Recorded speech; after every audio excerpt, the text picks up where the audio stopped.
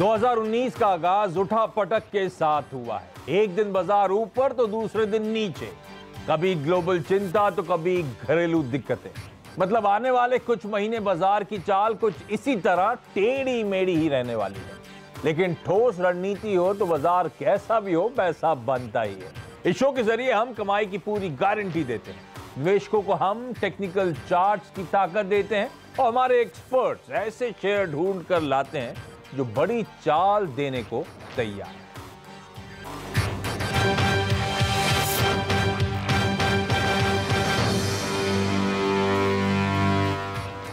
तो इस हफ्ते के हफ्ता वसूली के जो 3 गेस्ट हैं वो अब आपकी स्क्रीन पर आएंगे। कोटक सिक्योरिटीज के श्रीकांत चौहान, एंजल ब्रोकिंग के समीर चौहान और ट्रेड बुल्स के सच्चिदानंद उत्तेकर। आप तीनों का स्वागत है। इंटरेस्टिंग तीनों एस आज हमारे साथ। और देखिए बेहद इंपॉर्टेंट हफ्ता है। इस हफ्ते की शुरुआत तो एक मजबूत नोट पे हुई है। यूएस का डेलीगेशन चीन पहुंच चुका है, बातचीत शुरू हो चुकी है। 2 दिनों तक ये बातचीत होनी है, तो उससे कुछ होप जागते हुए जीएसटी काउंसिल की इस गुरुवार को बैठक, तो काफी सारे स्लैब जो 28% प्रोडक्ट्स बैठे हैं उनकी स्लैब रिडक्शन की उम्मीदें हैं। और असल में रिजल्ट सीजन का आगाज इसी हफ्ते से होना है, जब बुधवार को इंडसइंड बैंक, गुरुवार को उसके बाद टीसीएस और शुक्रवार को इन्फोसिस के तिमाही रिजल्ट्स आएंगे।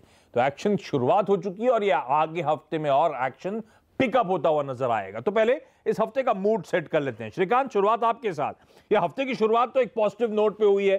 3/4% के उछाल के साथ अभी भी हम देख रहे हैं भारतीय बाजारों में कामकाज होता हुआ। और पिछले हफ्ते जब ये साल की शुरुआत हुई तो डगमगा रहे थे हम, तो थोड़ा सा नर्वसनेस क्रीप इन होती हुई नजर आई थी। अब क्या वापस होप जाग रही है? क्या लग रहा है ये जो मोमेंटम हमने हफ्ते की शुरुआत में पकड़ा है, ये बाकी के हफ्ते एक्सटेंड हो पाएगा? आशीष जी, देखिए वैसे जो मोमेंटम है उसमें क्लियरली कंसोलिडेशन समझ में आ रहा है। और हम जो है वो क्लियरली एक कंसोलिडेशन पैटर्न में मूव करते जा रहे हैं। और उसका मुझे लगता है कि लास्ट लेग अभी पेंडिंग है। उस लास्ट लेग में हम 11,200 या 11,300 के लेवल्स को आने वाले दिनों में देख सकेंगे, ऐसा हमारा ओवरऑल कैलकुलेशन है। और उसके पहले एक मार्केट एक कंसोलिडेशन में और जा सकता है। तो एक ट्रायंगल कंसोलिडेशन एक्सपेक्टेड है और उसी ट्रायंगल कंसोलिडेशन में मार्केट मूव कर रहा है। मुझे लग रहा है कि जब तक टीसीएस और इन्फोसिस के नंबर्स नहीं आएंगे तब तक मार्केट 10,900 के ऊपर चलना मुश्किल है। तो 10,900 तक का हमें एक लगता है कि टारगेट अचीव हो सकता है निफ्टी पे, और वहां पे हमें और एक बिकवाली का राउंड देखने को मिलेगा। But at the same time 10,750 780 पे काफी अच्छा सपोर्ट है और उसके करीब अगर निफ्टी झुकता है तो मुझे लगता है वहां पे बाइंग मार्केट में देखने को मिलेगा। तो अगर इसी शायद 1-2 दिन में अगर हम 10,750 पे आ जाते हैं तो हमें लगता है कि लॉन्ग करके चले तो अच्छा है, पोजिशनल व्यू लेना चाहिए। मंथ के आखिर तक हमें लगता है कि हम 11,200 के करीब निफ्टी पे देख सकते हैं। ठीक बात। तो किसी भी कमजोरी, किसी भी गिरावट में खरीदारी करने का मन, 10,750 के आसपास निफ्टी खरीदें और इवेंचुअली 11,200 तक की हो रही है इस बाजार में उछाल की तैयारी। लेकिन समीर, इंटरेस्टिंगली इस समय निफ्टी से ज्यादा चाल तेज निफ्टी बैंक की है। फ्राइडे को हमने देखा उस पॉकेट में आउट परफॉर्मेंस, और आज भी सुबह से निफ्टी बैंक, इनफैक्ट अब तो private sector banking space contribute करता हुआ। बीते हफ्ते पब्लिक सेक्टर बैंक्स में मोमेंटम था लेकिन उनका वेटेज है नहीं। क्या निफ्टी के मुकाबले निफ्टी बैंक पे तेजी का दाव लगाना ज्यादा समझदारी है क्या इस समय? देखिए डेफिनेटली अगर रिलेटिव स्ट्रेंथ अगर हम कंपेयर करें तो दोनों इंडेक्सेस में बैंक निफ्टी एक आउट परफॉर्मिंग इंडेक्स रहा है ऑफ लेट। जो हमने फ्राइडे को भी जो एक रिकवरी लो लेवल से देखी थी, निफ्टी क्रूशल लेवल पे था 10,620 10,630 एक क्रूशल सपोर्ट लेवल था। और जो जैसे हमने रिकवरी देखी है उसमें एक ट्रायंगुलर पैटर्न का ब्रेकडाउन हो सकता था जो हमने क्लोजिंग बेसिस पे नहीं हुआ, और उसके चलते हमने आज भी एक गैप अप ओपनिंग देखी है। तो जो मेजर मोमेंटम है वो ट्रिगर होगा 10,850 10,860 के ऊपर, जो पॉसिबिलिटी काफ़ी ज़्यादा लग रही है। और उसके चलते जो मेजर ड्राइवर होगा वो बैंक निफ्टी होगा, जिसने उसके रिसेंट जो स्विंग हाइज है उसके ऊपर ही ट्रेड किया हुआ है। अगर निफ्टी की पहले बात करें तो इसमें हमने अच्छी खासी पुट राइटिंग देखी है, तो आपको एटलीस्ट आपका बेस पता है 10,620 का एक अच्छा सपोर्ट, टेक्निकली हम वो एक स्विंग लो पकड़ सकते हो। एट द सेम टाइम 10,600 10,700 के हमने पुट्स में अच्छी खासी राइटिंग देखी है। तो ये फॉर अ टाइम बिंग एक अच्छा सपोर्ट बन गया है। जब तक ये लेवल ब्रेक नहीं होते आपको पॉजिटिव बायस ही ट्रेड करना है। और बैंक निफ्टी की अगर बात करें तो इसने जो इसका प्रीवियस स्विंग हाई था 27,300 के आसपास, वो डिसाइसिवली आज गैप अप ओपनिंग के साथ ब्रेक किया हुआ। तो बैंक निफ्टी आउट परफॉर्म करेगा निफ्टी को, और यहाँ से अगर निफ्टी को 11,100 11,200 तक रैली एक्सटेंड करनी है तो बैंक निफ्टी इसमें एक मेजर ड्राइवर रहेगा। बैंक निफ्टी के अगर लेवल्स की बात करें तो ये 27,850 27,950 तक बैंक निफ्टी ये रैली एक्सटेंड कर सकता है। तो सचिन, मोटा मोटी से लग रहा है मन तो खरीदारी करने का ही है ना, और ये जो 10,950 के जोन्स पे आके अटक रहे थे, इस हफ्ते क्या उसको रीटेस्ट करने की तैयारी हो रही है? Ashish ji, good afternoon. In fact जिस तरीके से ये ट्रायंगुलर फॉर्मेशन की बात हो रही है, यहाँ पर मैं दो चीजें नोट करना हाईलाइट करना चाहूंगा कि जिस तरीके से 10,950 के आसपास बिकवाली हो रही थी, वहां पर एक बार भी इस पर्टिकुलर कंसोलिडेशन में नेगेटिव पैटर्न नहीं देखा गया है। But on the lower side edge in the support जहां पर ट्रायंगल का बैठा हुआ है, वहां पर लगातार यहाँ पर बुलिश फॉर्मेशन है। तो आई थिंक यहाँ पर तैयारी हो रही है कि 10,950 का जो ये हर्डल है, वो आई थिंक इस पर्टिकुलर मूव में क्रॉस होना चाहिए because of the formation itself. तो यहाँ पर तैयारी आई थिंक 11,140 की हो रही है। जिस तरीके से एक 10,630 के आसपास एक बेस शिफ्ट हो गया है, आई थिंक वही एक निर्णायक लेवल होगा। अगर उसके नीचे अगर क्लोजिंग होती है यहाँ से, तो आई थिंक थोड़ी सी दिक्कत होगी। बट जिस तरीके से अभी भी फॉर्मेशन है, आई थिंक 11,140 की उम्मीद ज्यादा है एंड 10,950 से अभी ज्यादा डर नहीं है। बिल्कुल ठीक। तो मोमेंटम स्ट्रांग, तीनों के तीनों एक्सपर्ट बायसनेस जो है वो खरीदारी की तरफ पॉजिटिव साइड ही समझ पड़ता है। इस समय एग्जैक्टली 10,800 के लेवल्स पर हो रहा है निफ्टी 50 में कामकाज। चलिए अब जरा स्टॉक पिकिंग की शुरुआत कर लेंगे, क्योंकि पैसा तो वहीं बनना है। शुरुआत समित आपके साथ, पहला स्टॉक इस हफ्ते हफ्ता वसूली में कौन सा होगा और क्यों? देखिए, 4 में से 3 स्टॉक तो डेरिवेटिव सेगमेंट से है, बट एक स्टॉक हमने कैश सेगमेंट से देखा है। डेल्टा कॉर्प जो हम क्लोजली ट्रैक कर रहे हैं लास्ट 2 महीने से, एक कंसोलिडेशन के फेज में था ये स्टॉक। कहीं ना कहीं वीकली चार्ट पे हमने लास्ट 3-4 महीनों में एक double bottom kind of pattern इसमें फॉर्म होते हुए देखा था। कंफर्मेशन जो बुलिशनेस है उसका कंफर्मेशन फ्राइडे को आया है। हमने एक कंसोलिडेशन ब्रेकआउट देखा है, 89 एवरेज 200 डे एवरेज उसके ऊपर ये स्टॉक ट्रेड कर रहा है। एक अच्छा खासा बेस बन गया है वहाँ पे। और इंपॉर्टेंटली वॉल्यूम एक्टिविटी ये प्राइस एक्शन को सपोर्ट कर रही है, वो क्लियरली एक कहीं ना कहीं कन्विक्शन और बढ़ाता है। तो हमें लगता है कि डेल्टा कॉर्प यहाँ से एक अच्छा बेट हो सकता है। अगर 4-5 दिनों की बात करें तो 280-282 तक ये स्टॉक मूव कर सकता है। बट अगर 2-3 वीक का आप टाइम फ्रेम पकड़ते हो तो 294 तक जाने का ये स्टॉक में दमकम लग रहा है हमें। तो डेल्टा कॉर्प एक अच्छा रिस्क टू रिवॉर्ड भी यहाँ पे फेवरेबल दिख रहा है, तो वो एक बाय बनता है with stop loss of 249। High betas वैसे ही वापस फोकस में आ रहे हैं, आपकी स्क्रीन पे नीचे चल भी रहा है। आज सुबह से पूरे रियल एस्टेट रियल्टी स्टॉक्स में अच्छा मोमेंटम देखने को मिल रहा है, और एक और हाई बीटा आप लोग की स्क्रीन पर उससे शुरुआत हुई है। समीत ने 4 स्टॉक्स की बात करी, 4 वायदा बाजार में से, 4 में से 3 वायदा के, एक कैश मार्केट का, उससे शुरुआत करी डेल्टा कॉर्प। तो एक बार वो चार्ट लेकर आइए जो समीत कह रहे थे, एक रेंज में कंसोलिडेट कर रहा था और रेंज का ब्रेकआउट देखने को मिला शुक्रवार के ट्रेडिंग सेशन में। तो ऊपरी लकीर के हम पार जाते हुए नजर आए हैं, तो अब लग रहा है और ये मोमेंटम तूल पकड़ेगा, तेजी और बढ़ती हुई नजर आएगी। और अगले 1 से 2 हफ्ते में समीत 12% अपसाइड की बात कर रहे हैं। तो डेल्टा कॉर्प को रखे रडार पे, यहां पे और तेजी बढ़ने वाली है।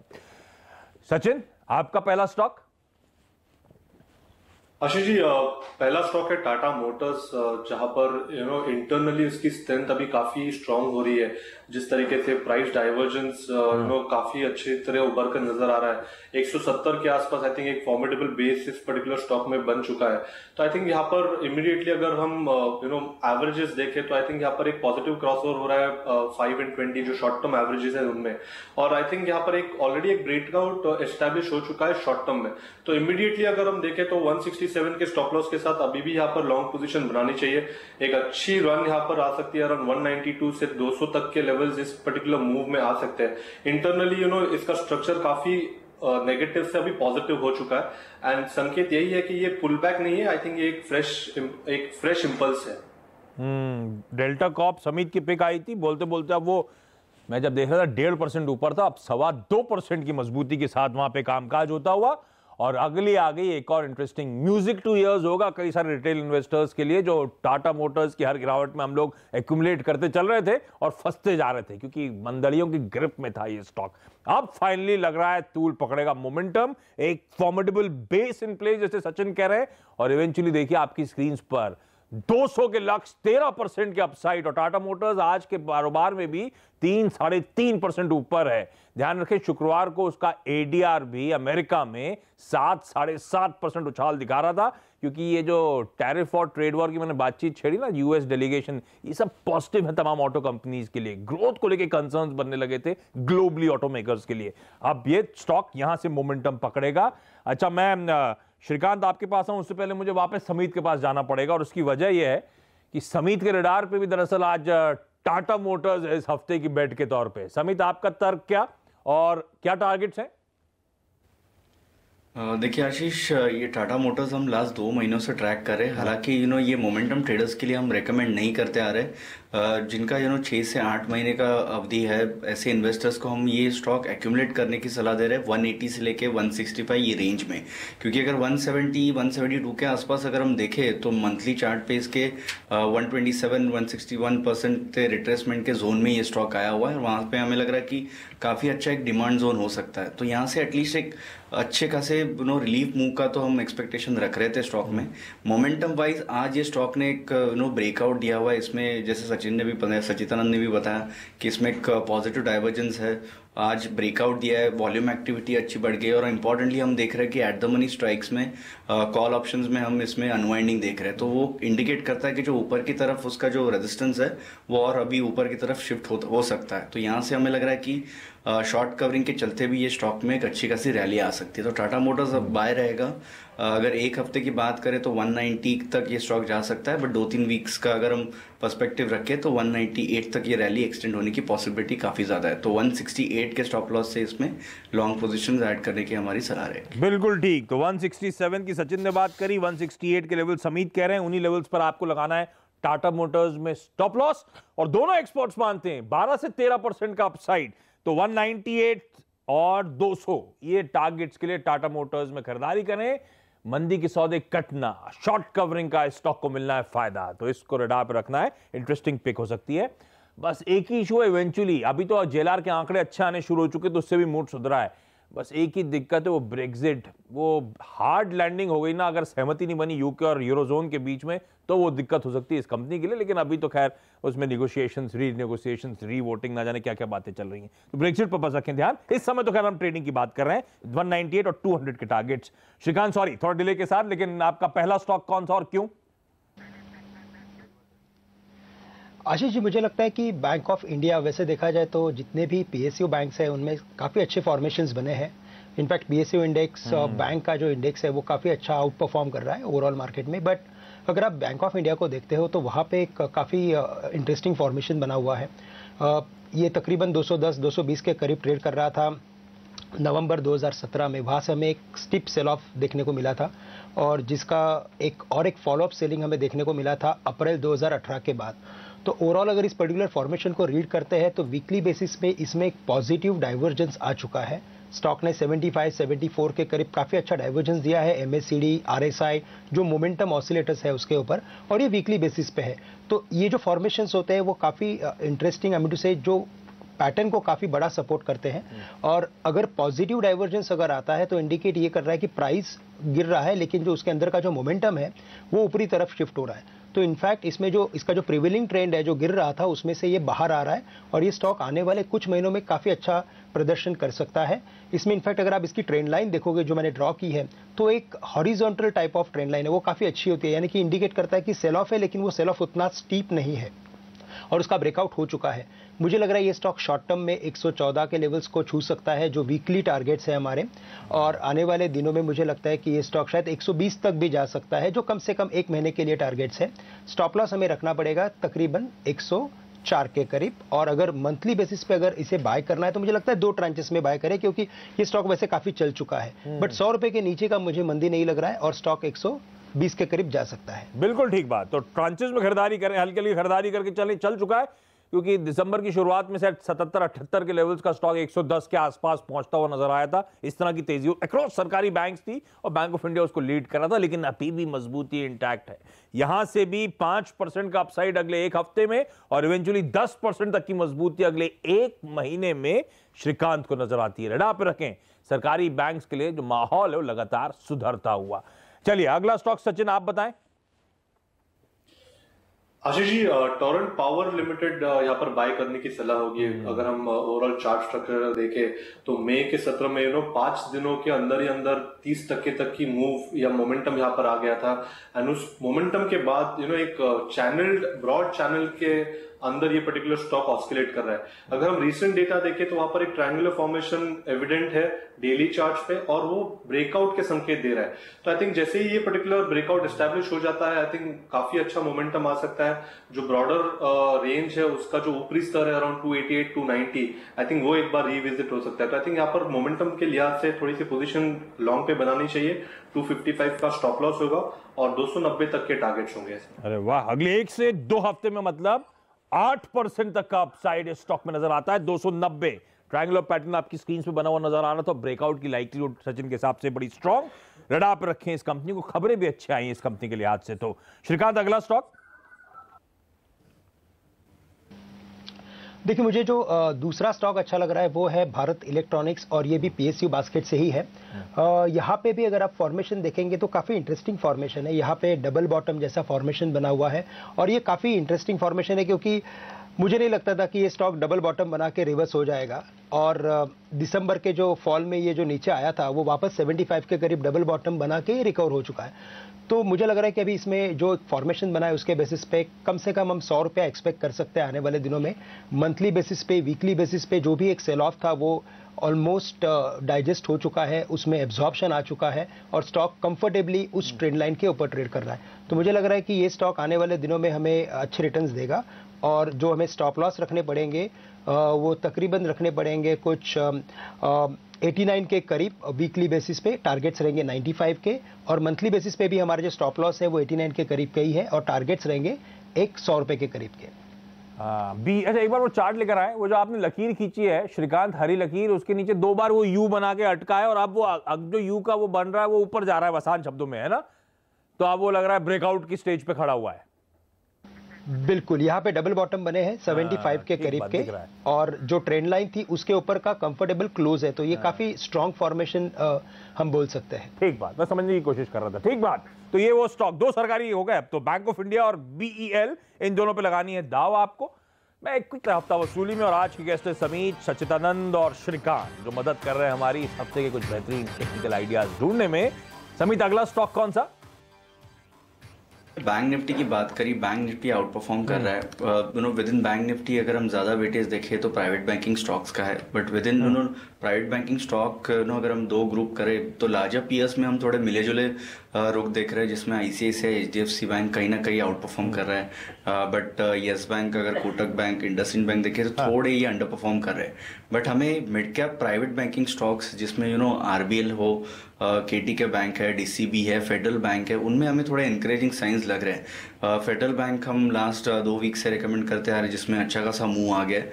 DCB और KT के बैंक हमें ये लेवल पे काफी ज्यादा अच्छे लग रहे हैं, जिनमें सिमिलर काइंड ऑफ वीकली में हम एक बेस बनाते हुए देख रहे हैं और यहाँ से एक लास्ट 1 हफ्ते से अच्छे खासे उनमें एक्शन दिख रहे हैं। तो KT के बैंक हमने पिक किया है, जिसमें एक लास्ट 1-2 हफ्ते से ये स्टॉक 200 डे मूविंग एवरेज के आसपास अटक रहा था, बट फ्राइडे को इसने डिसाइसिव ब्रेकआउट दिया है, जिसमें वॉल्यूम के साथ हमने ब्रेकआउट देखा है। तो हमें लगता है कि इसमें KT के बैंक में यहाँ से एक अच्छी खासी मूव आ सकती है, जिसमें हमारे 120 से लेके 124 के इसमें लक्ष्य रहेंगे। तो KT के बैंक में बाय करने की सलाह होगी with stop loss of 110.8। Okay, अगले 1 से 2 हफ्ते में 9% का साइड कर्नाटका बैंक डिलीवर कर सकता है। अच्छा, समय खत्म हो जाए, सारे स्टॉक्स कवर ना कर पाऊं तो एक असल में आज के पूरे लाइनअप में एक सेल कॉल है, वो सचिन की तरफ से। सचिन, ये सेल कॉल कौन सा? जब मूड अच्छा है तो एक सेल कॉल क्यों? आशीष जी, स्टॉक का नाम है टाटा एलेक्सी और जिस तरीके से इसका वीकली स्ट्रक्चर है, लगातार इस पर्टिकुलर स्टॉक में दबाव रहा है। अगर हम ओवरऑल लास्ट 3 महीने का डेटा देखें तो वहां पर एक कॉन्ट्रैक्शन देखा गया था, जो काफी सिमिलर एक ट्रायंगुलर फॉर्मेशन के हिसाब से। तो आई थिंक यहाँ पर जिस तरीके से उसका RSI भी प्लेस्ड है वो काफी खराब हो रहा है या डिटोरिएट हो रहा है। तो आई थिंक यहाँ पर शुरुआती दौर में ऐसे ही लग रहा है कि आई थिंक यहाँ पर ब्रेकडाउन होने के काफी ब्राइट चांसेस है। ये पर्टिकुलर पैटर्न अभी भी मैच्योर नहीं है, एक ब्रेकडाउन के लिए वेट करना चाहिए। आई थिंक 992 के आसपास है, उसका breakdown level I think around 985 के आसपास है। तो आई थिंक जैसे ये क्लोजिंग बेसिस पे वीकली लेवल्स ब्रीच कर देता है, एक बड़ा टारगेट आ सकता है अराउंड 860 तक का पैटर्न के हिसाब से। तो जब तक ये particular level on the higher side 1040 valid है, जब तक ये रेजिस्टेंस वैलिड है, तब तक आई थिंक ब्रेकडाउन के ज्यादा चांसेस है। तो ओवरऑल स्ट्रक्चर यहाँ पे थोड़ा सा वीक है, और अगर कहीं पे थोड़ी सी शॉर्ट पोजीशन बनानी है तो आई थिंक वो ITSS स्पेस होगा for time being, but with in that I think Tata Elxsi में काफी अच्छे संकेत है जहां पर फ्रेश शॉर्ट पोजीशन बनाने की सलाह होगी on a condition basis below 985। ठीक है श्रीकांत, आपका अगला पिक। आशीष जी, मुझे अच्छा लग रहा है कि UPL, यूनाइटेड फॉस्फोरस लिमिटेड, और यहाँ पे अगर आप देखेंगे तो इसके जो वीकली चार्ट है उसमें काफी अच्छा बुलिश फ्लैग फॉर्मेशन हुआ है, यानी कि ये इंडिकेट करता है कि ऑलरेडी ये स्टॉक एक ट्रेंडिंग अपसाइड मोमेंटम में है, और उसके बाद उसमें कंटिन्यूएशन फॉर्मेशन बना है, और उस कंटिन्यूएशन फॉर्मेशन में भी उसने काफी अच्छा वक्त निकाला हुआ है। मुझे लगता है कि आने वाले कुछ दिनों में, 1 या 2 दिनों में इसमें एक ब्रेकआउट हमें देखने को मिलेगा, और अगर ये ब्रेकआउट होता है तो बुलिश कंटिन्यूएशन होगा, जिसमें हमें एक्सपेक्टेड है कि ये स्टॉक शायद 795 से लेकर 800 के टारगेट्स को मिनिमम हिट कर सकता है। करंट लेवल्स आई थिंक 755 765 के रेंज में है। 740 के फाइनल स्टॉप लॉस के साथ इसे लॉन्ग किया जा सकता है। हमें लगता है कि शायद ये स्टॉक अगर कुछ 6 या 8 महीने के व्यू से अगर बाय किया जाए तो शायद 1000 के लेवल्स को भी छू सकता है। तो लंबी अवधि के लिए तो बेहद अट्रैक्टिव, और इस हफ्ते भी अच्छे रिटर्न्स देने का दमखम रखता है। लेवल्स नोट डाउन कर ले। और फाइनली 2 सरकारी के बाद श्रीकांत इवेंचुअली एक प्राइवेट कंपनी की बात कर रहे हैं। UPL वो स्टॉक है, समय खत्म होने की कगार पे खड़ा है, तो एक एक पिक जो बची हुई थी मैं एक्सपर्ट्स की पढ़ देता हूं। डायरेक्टर साहब चार्ज फायर कर दीजिएगा। समीत का जो एक स्टॉक रह गया तो वो है सन टीवी। खरीदारी करने का मन बना सकते हैं 652 के टारगेट्स के लिए। 9% का अपसाइड अगले 4 से 6 हफ्ते, 1 से 1.5 महीने में ये स्टॉक डिलीवर कर सकता है। सचिन का कहना है यूनाइटेड ब्रेवरीज UBL, इस स्टॉक में आप खरीदारी कर सकते हैं। 1500 तक के टारगेट्स, यानी कि 8% का अपसाइड अगले 4 से 6 हफ्ते। तो यहां भी 1 से 1.5 महीने की बात हो रही है। और फाइनली श्रीकांत का जो एक और स्टॉक था वो है कमिंस इंडिया। खरीद के चलें, 870 के टारगेट। स्टॉप लॉसेस सबके जो स्टॉक्स पे बोल रहा हूं आपकी स्क्रीन पर आ रहे हैं, नोट डाउन कर सकते हैं आप। 4% का अपसाइड कमेंट्स में नजर आता है इस हफ्ते। इस तरह की तेजी 870 तक के टारगेट से स्टॉक हासिल कर देगा। चलिए सर, सॉरी आप सबके एक एक स्टॉक मैंने पढ़ दिए समय की कमी की वजह से, लेकिन धन्यवाद आप तीनों का वक्त निकालने के लिए, ब्यूटीफुल चार्ट्स के थ्रू एक्सप्लेन करने के लिए और कुछ बेहतरीन ट्रेडिंग आइडियाज हमारे दर्शकों को देने के लिए।